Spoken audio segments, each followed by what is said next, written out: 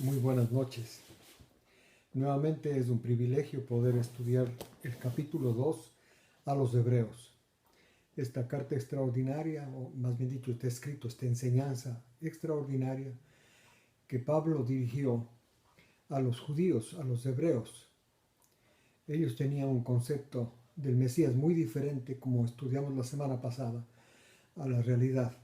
También entendían los procesos de salvación, la obra del Mesías. Entendían también en una forma muy diferente a la que está expuesta en la Biblia y también enfocada en otros asuntos. Vamos a estudiar entonces, empezar estudiando desde el capítulo 2 la obra del Mesías. El capítulo 1 estudiamos la naturaleza, quién es el Mesías. Es Dios encarnado.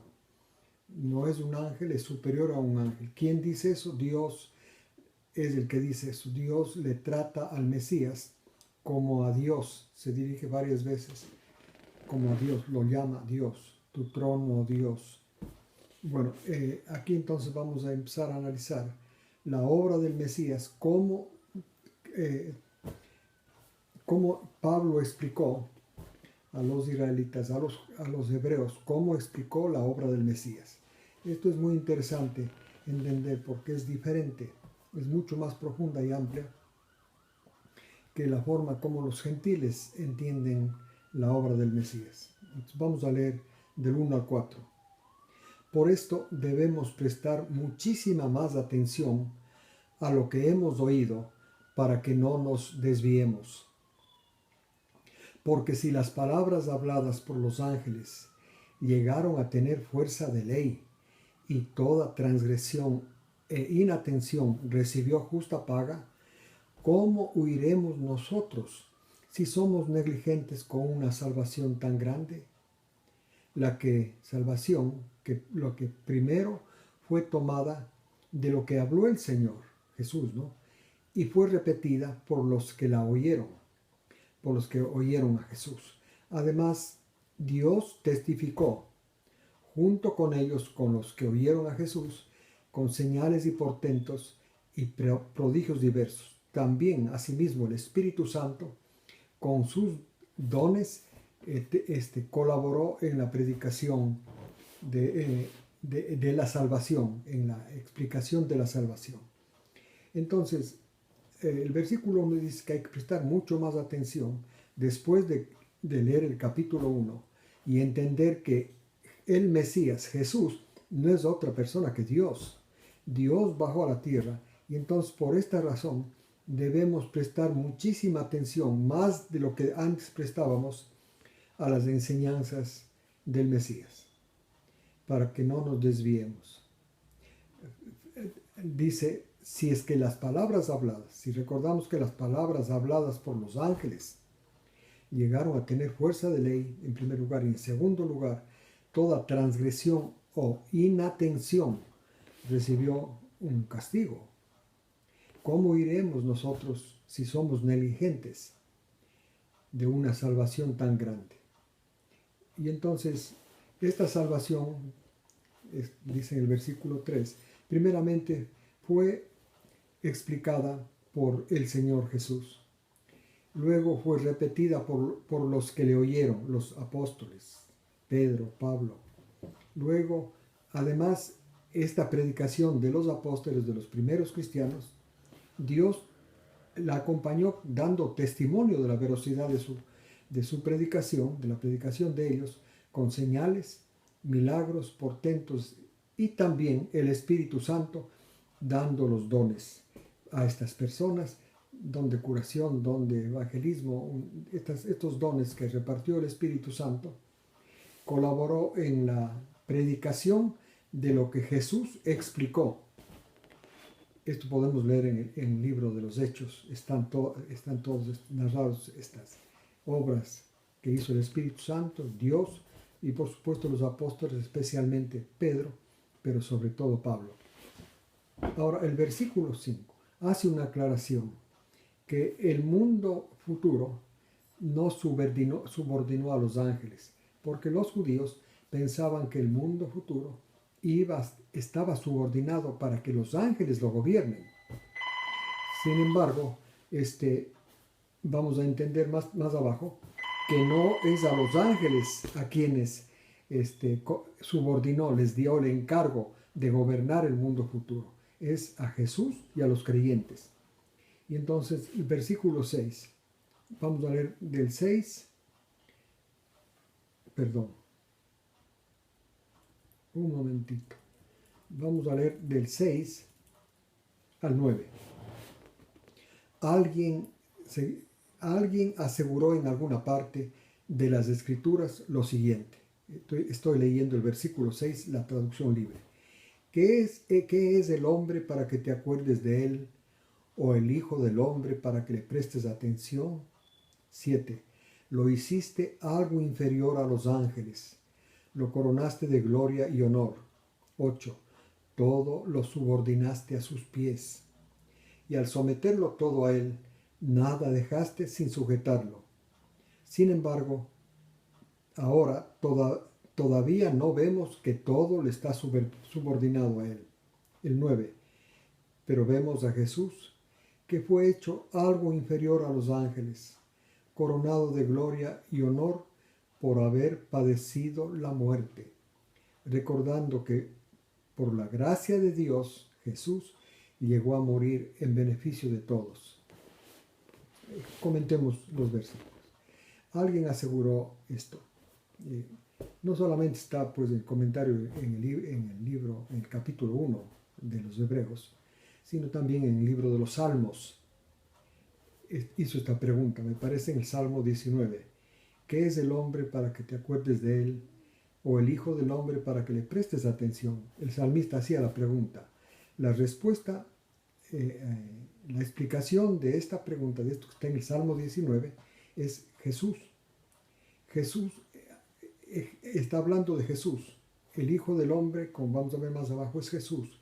A este hijo de hombre le hiciste inferior a los ángeles, como leímos en el capítulo 1. Lo coronaste de gloria y honor. Subordinaste todo a sus pies. En realidad, el mundo venidero, el mundo futuro, va a ser gobernado por Jesús y los creyentes, pero el rey es Jesús. Por eso dice, lo subordinaste todo bajo sus pies. Nada dejaste sin subordinarlo a él, aunque ahora todavía no vemos que el mundo esté subordinado a Jesús. Luego el 9 dice, le hiciste un poco inferior a los ángeles, a Jesús, ¿no es cierto? Pero lo coronaste de gloria y honor por una razón. Dice ahí, por haber padecido la muerte. La muerte de Jesús le elevó a Jesús, el humano, a la parte humana de Jesús, le elevó a la naturaleza humana misma, pero la nueva naturaleza humana que tiene ahora Jesús y desde la cual y que está en el cielo desde su trono como gobernante junto al Padre. Entonces, por haber muerto Jesús, alcanzó, Dios lo llenó de gloria y de honor. Y había que recordar, dice, que Jesús a su vez pudo dar su vida, pudo morir gracias al amor misericordioso de Dios. Por eso llegó a morir en beneficio de todos. Entonces, el mundo futuro es para que sea gobernado, está subordinado a Jesús y a los creyentes. Jesús es el Rey ya coronado de gloria y honor porque Él dio su vida, murió. Este acto es explicado a los judíos, tiene una significación mucho más amplia. Nosotros pensamos murió para salvarnos. Aquí dice que Él murió para que sea subordinado a Él el mundo futuro y para gobernar el mundo futuro. En realidad, entonces, la base de la esperanza del cristiano está en que Jesús murió y por eso recibió la autoridad, ganó la autoridad para gobernar el mundo futuro y hacer partícipe de esto a los creyentes. Los versículos 10 al 13.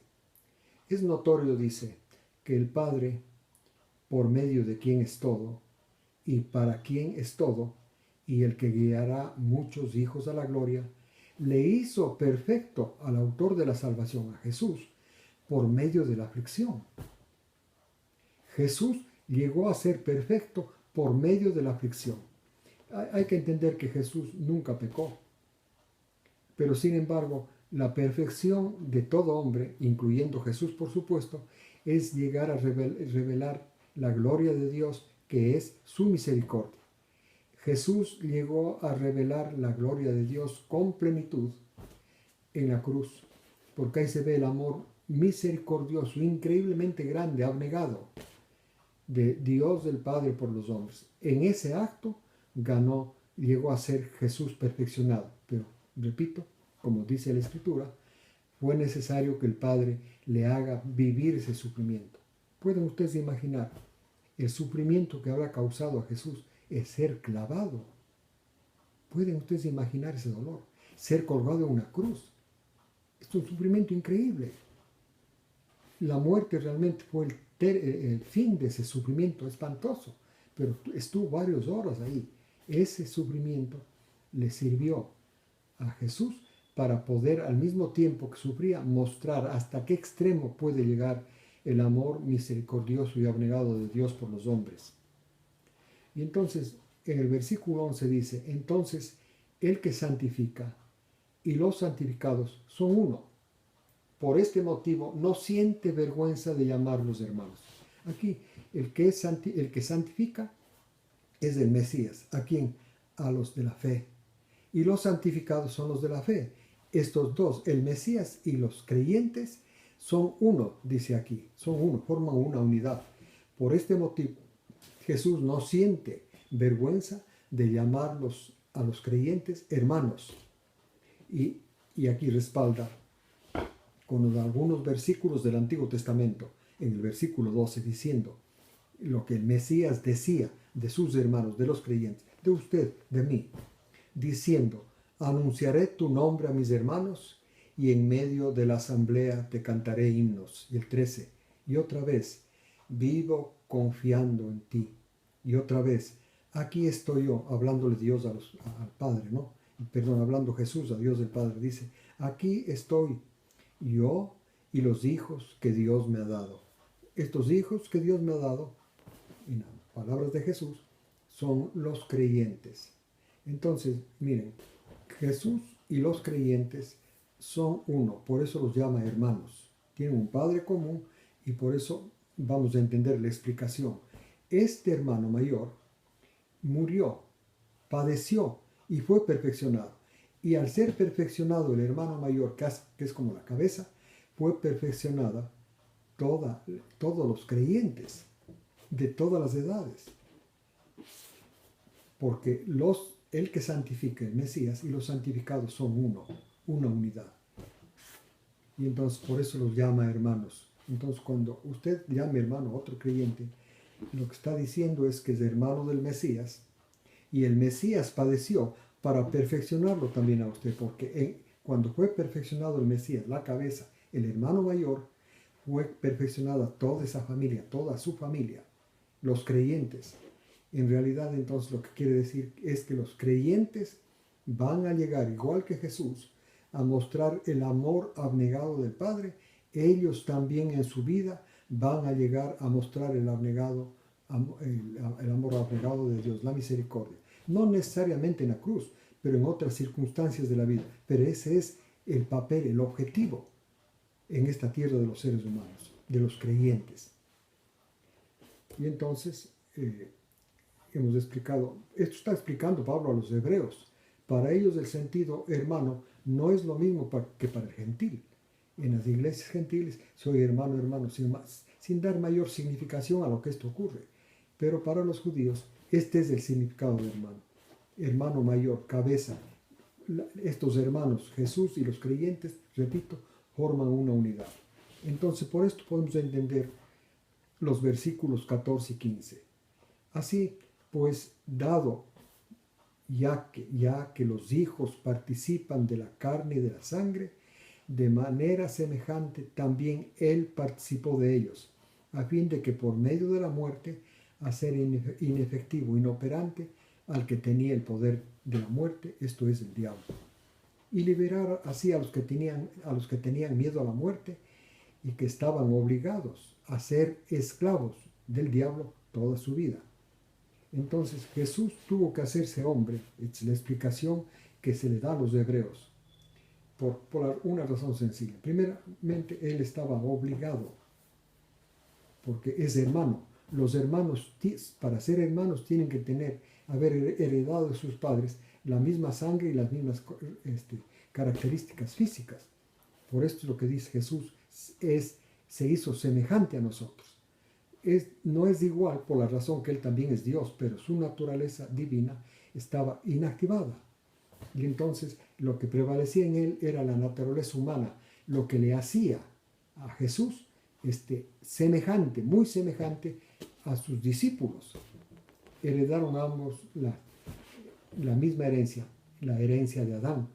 Nosotros heredamos de nuestros padres, heredamos lo que ellos heredaron de su padre y así hasta llegar a Adán. Lo que heredamos nosotros es el pecado, ese poder que tiene de muerte, que tiene Satanás en la mente de todo ser humano. Jesús también nació bajo la ley igual que nosotros. Bajo la ley quiere decir bajo el poder del pecado. O sea, por esto fue tentado. La diferencia es que él nunca cayó. Nosotros es diferente. Por eso necesitamos de la salvación. Y entonces, mediante su muerte, ahora explica por qué murió. Para ser inefectivo, inoperante, el poder que tiene sobre la muerte Satanás, el diablo. Nosotros nacemos bajo el poder de Satanás, bajo el poder de la muerte. Por eso todo el mundo tiene miedo a morir. Hasta que llega a entender esta enseñanza a los hebreos, que Jesús murió para librarnos de ese poder y librarnos del miedo que trae la muerte. Entonces Jesús murió. Otra razón por la que muere Jesús es para quitarnos del miedo, ya no sentirnos esclavos de Satanás, que es el rey de la muerte, de los muertos, ¿no? La primera razón por la que explica acá que murió es para tener el derecho de gobernar el mundo futuro y hacerles partícipes a los creyentes de este gobierno del mundo futuro. El versículo 16, sin duda, tengo que decirles un poquito, explicarles algo más. Del versículo 14.